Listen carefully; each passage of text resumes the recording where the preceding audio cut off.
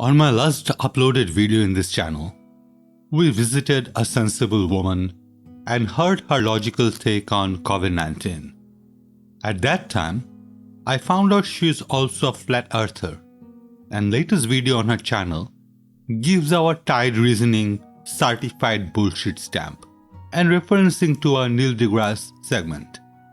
The video itself is a bunch of slides with some videos like tide changing and obviously Neil's segment. Please allow me to summarize. They start with a slide, tides on the helio-nonsensical model. Fair enough. But then follows with several slides on some facts. Just being pedantic here. Should the first slide not say observed tides? And then after the fact slides, then show our explanation on the helio-nonsensical model. Just saying that it would be a bit fairer, but it's okay. We observe 2 high and 2 low tides about every 24 hours. The high and low tides are separated by approximately 6.5 hours. Well, it's more like 6.2 hours, but who's really counting? We are taught that the sun's and moon's gravity are responsible for the tides. I'm okay so far. But the next slide is not entirely accurate. The greatest tide fluctuations are in the northern region outside the Tropic of Cancer. Some tides are as much as 30 feet from high to low. The low-lying islands of the Maldives, located near the equator, that only experience a foot or 2 variation between high and low tide.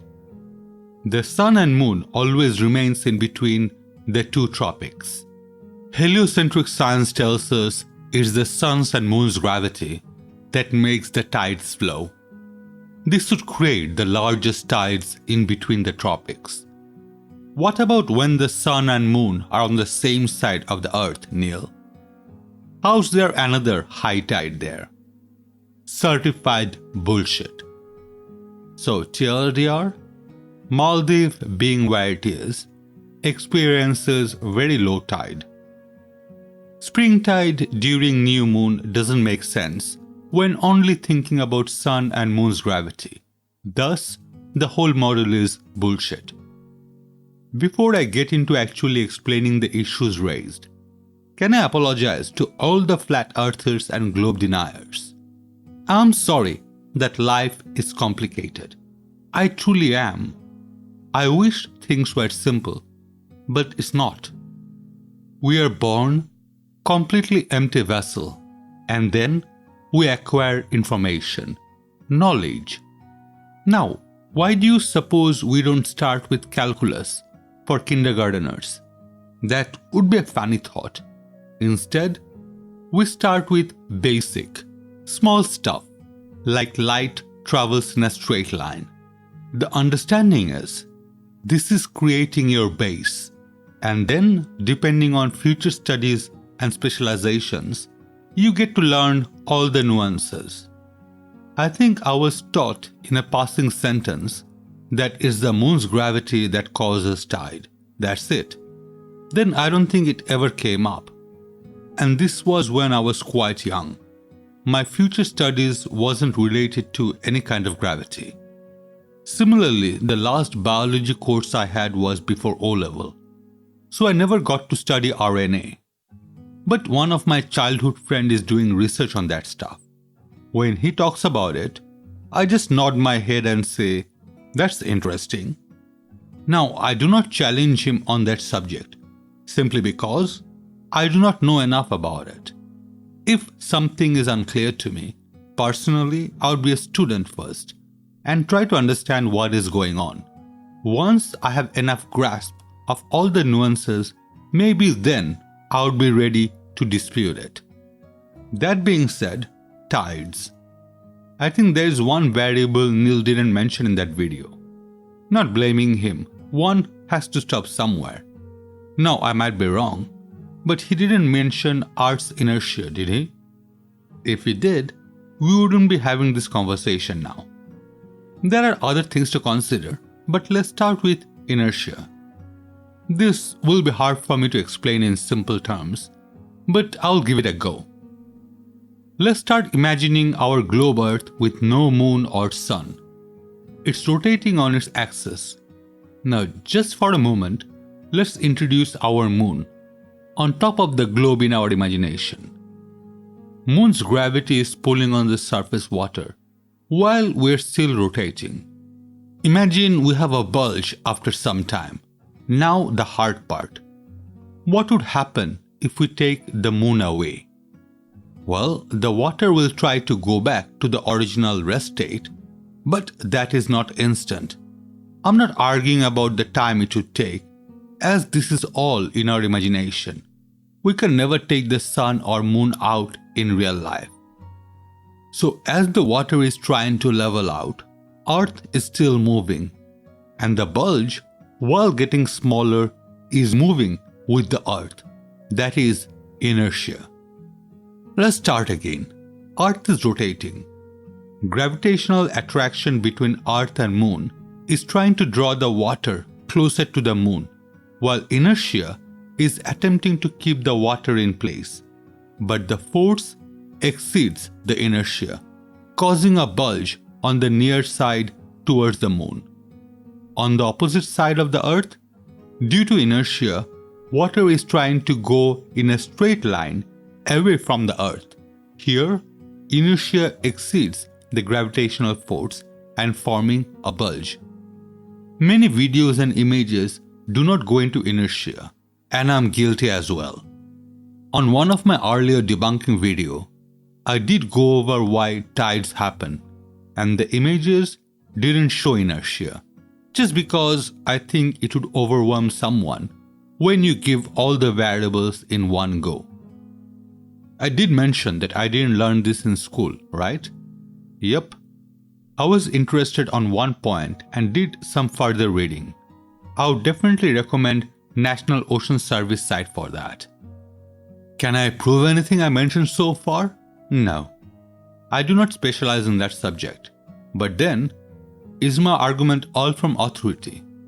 Well, not completely. To start with, I know a little bit about gravity. Little compared to a physicist.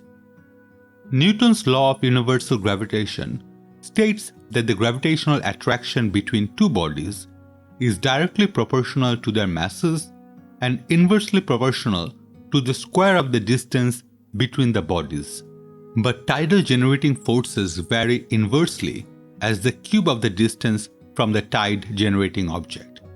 You should see some formulas to calculate Sun having around 46% tidal generating force of the Moon. So Moon is affecting more. Next, a visual problem we often suffer when we see an image of tides.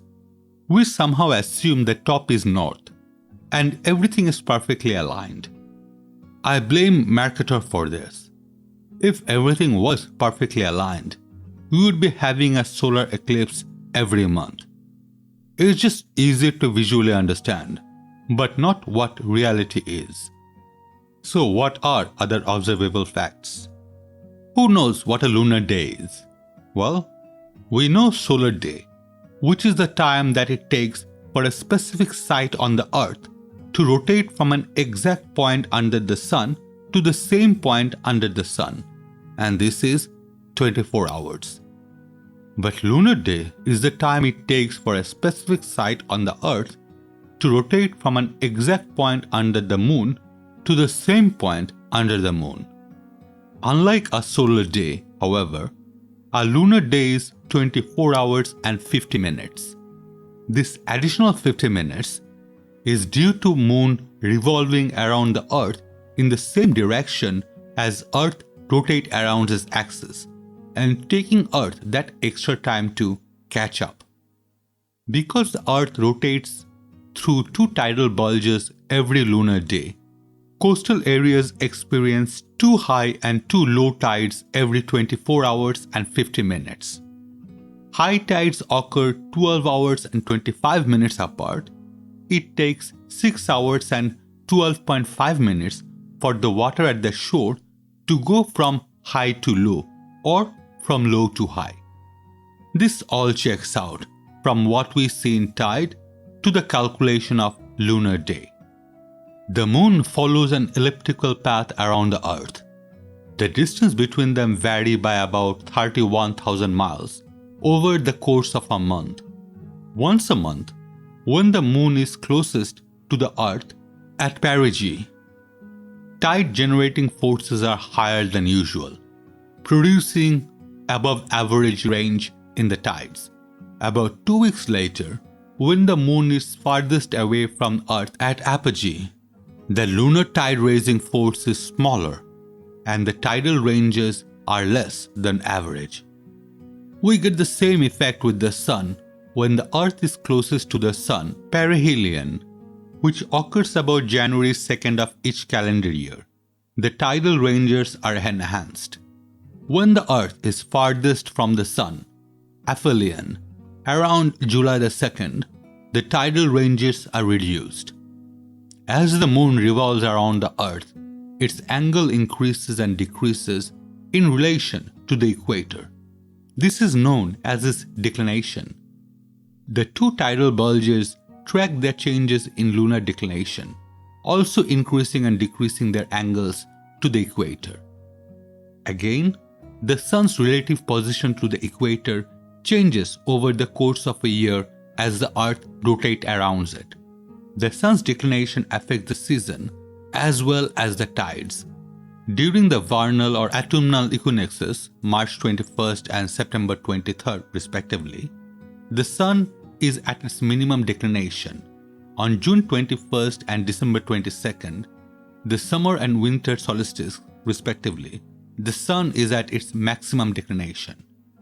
Please understand the implications. On our globe model, due to the movements of the planet, we can predict when the tides would enhance and reduce. Does that tell you anything? If the Earth was a perfect sphere, without all that land masses, all areas on the planet would experience two equally proportionate high and low tides every lunar day. But those damn continents block the westward passages of the tidal bulges as the Earth rotates. Unable to move freely around the globe, these tides establish complex patterns within each ocean basin that often differ greatly from tidal patterns of adjacent ocean basins or other regions of the same ocean basin. We also have shorelines that can influence the magnitude of tides. When oceanic tide bulges hit wide continental margins, the height of the tides can be magnified. Conversely, mid-oceanic islands not near continental margins typically experience very small tides of 1 meter or less. Remember this, as we'll come back to this shortly. The shape of bays and estuaries also can magnify the intensity of tides. Funnel-shaped bays, in particular, can dramatically alter tide magnitude. The Bay of Fundy in Nova Scotia is the classic example of this effect and has the highest tide in the world, over 15 meters. There is also Gulf of Kamvat in India with similar shaped bay. Narrow inlets and shallow water also tend to dissipate incoming tides. Inland bays such as Laguna Madre, Texas, and Pamlico Sound, North Carolina, have areas classified as non-tidal even though they have oceanic inlets. In estuaries with strong tidal rivers such as Delaware River or Columbia River, powerful seasonal river flows in the spring can severely alter or mask the incoming tide.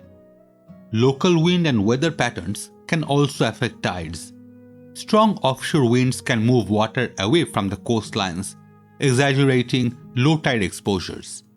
Onshore winds may act to pile up water onto the shoreline, virtually eliminating low tide exposures. High pressure systems can depress sea levels, leading to clear sunny days with exceptionally low tides. Conversely, low pressure systems that contribute to cloudy, rainy conditions typically are associated with tides that are much higher than predicted. Oh, and did I mention the gravity pull around the world isn't the same? On several of my earlier videos, I visited these facts, and my example has always been comparing low gravitational pull near Sri Lanka compared to high gravitational pull near Australia.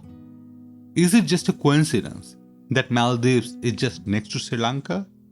I think not. We're almost done. At the beginning, I talked about misleading slides. Here is the list of top 10 locations. Though this is based on data from 2010, well, I'm pretty sure Argentina in 5th place and Chile in 8th place would disagree. Finally, Maldives. Now, first, can a flat earther please explain this common occurrence that I see all the time? Us Globers, we give a reasoning that applies to the whole world. And when we point out problems with your model, it is often focusing on a large area. For example, how come Southern Hemisphere cannot see Polaris? Whereas your argument always comes down to a localized example, like seeing Mount Canigou during a couple of months in a year. Why is that? The gravity pull I mentioned, well, the European Space Agency or ESA have published findings from its pioneer GOSHI, that's Gravity Field Ocean Circulation Explorer, satellite measuring the gravitational field of the Earth. You can see the map on the screen. Now see that blue area? The epicenter of the lowest gravity point on the planet? You have one guess. Where do you think it is? But I give up. I'm just a voice in YouTube. What do I know about tides in Maldives? But I do hope this video might have explained some of the confusions flat earthers have. Well, that's it for this video. Thank you for watching.